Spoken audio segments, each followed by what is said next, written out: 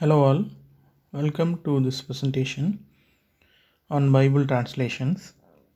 It is prescribed on the Translation Theory and Practice paper for the third year BA English students. The presentation is done by Selvamurugan, Assistant Professor of English, JJ College of Arts and Science, Pudukkottai. So, the first thing we have to discuss is Bible translation and its importance. The Bible is one of the most important holy texts of the world. It holds a unique position because, in the history of translation, for one thing, it has been translated into almost all the world languages. Many of the versions or translations based on translations. Why it is more important, or else it gets more importance in sense it has the subject matter like that, which touches the human existence. It inspires and comforts men across the world. Yet another reason for its unique position is the unapproached authorized version of Bible. The Bible translation is to be done with a great care.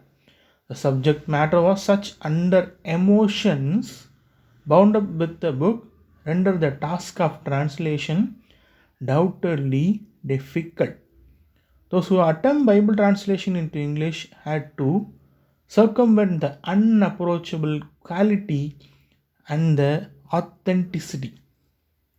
So, right, in the sense, the first translation of the complete Bible into English was produced between 1380 and 1384 by John Wycliffe, the Oxford theologian. After his death, the first edition was revised before 1408 by his disciple John Purvey. The second Wycliffe Bible contains a general prologue which dealt with the process of four stages involved in translating Bible. So let us discuss what are those four stages that general prologue contains. The first one is collecting old Bibles to create an authentic Latin source text. What this line says in sense, collecting the previous versions to make an authenticity. Then in the second one, a comparison of version. Comparison in translation is the most important thing. In such case, if a new commodity is get up to done, it must be compared with the original thing. And in what is the third one? Counseling with the grammarians.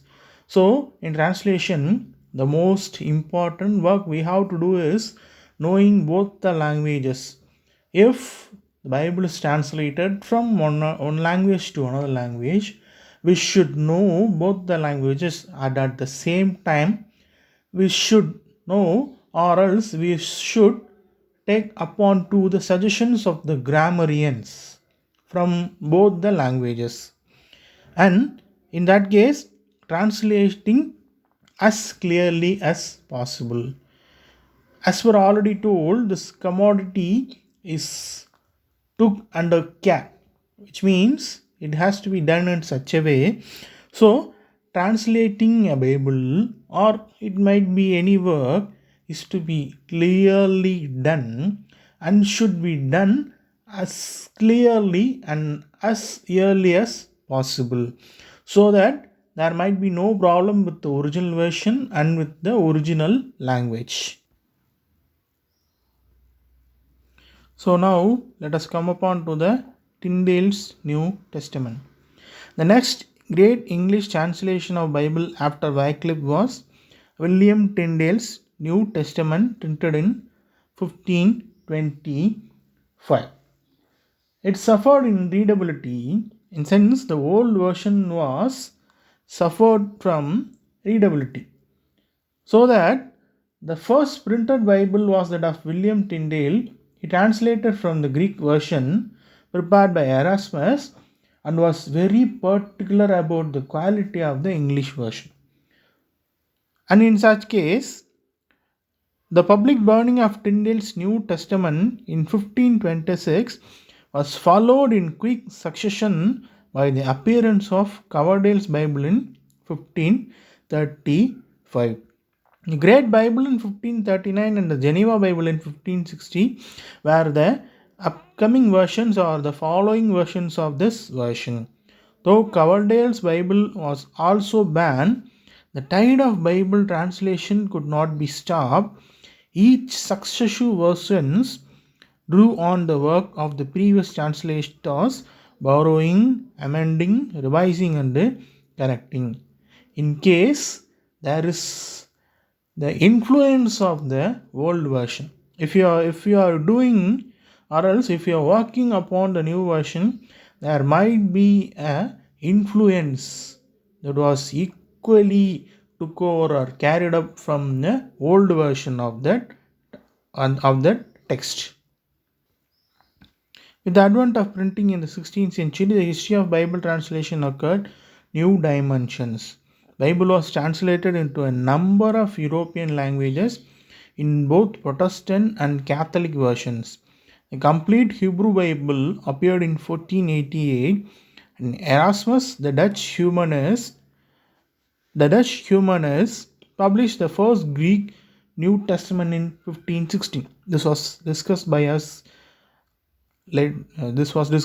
before earlier. This version served as the basis for Martin Luther's German version in 1522. The translation of the New Testament appeared in Danish, Swedish, and Czech. Translations of Bible continued to appear in English, Dutch, German, and French.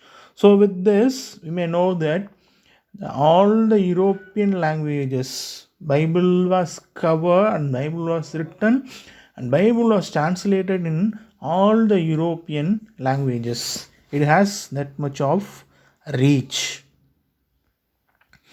Then the King James Version. King James first version is regarded as an unauthentic translation of Bible.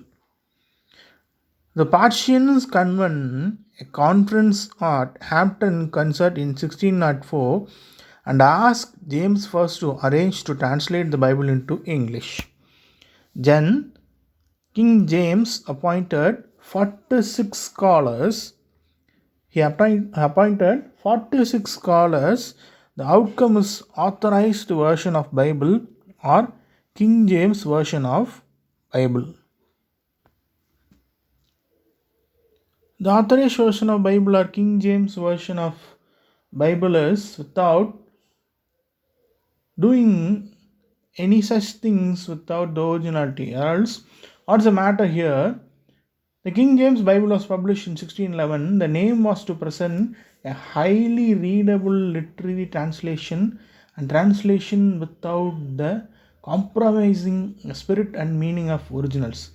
As a literary achievement, the authorized version is a masterpiece. It put a temporary bar on further translation for moreover 2 centuries.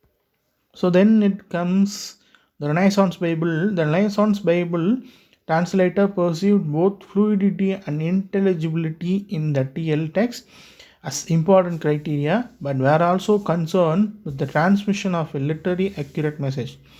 The translator of Bible in the 16th century was a radical leader in the struggle to further man's spiritual progress.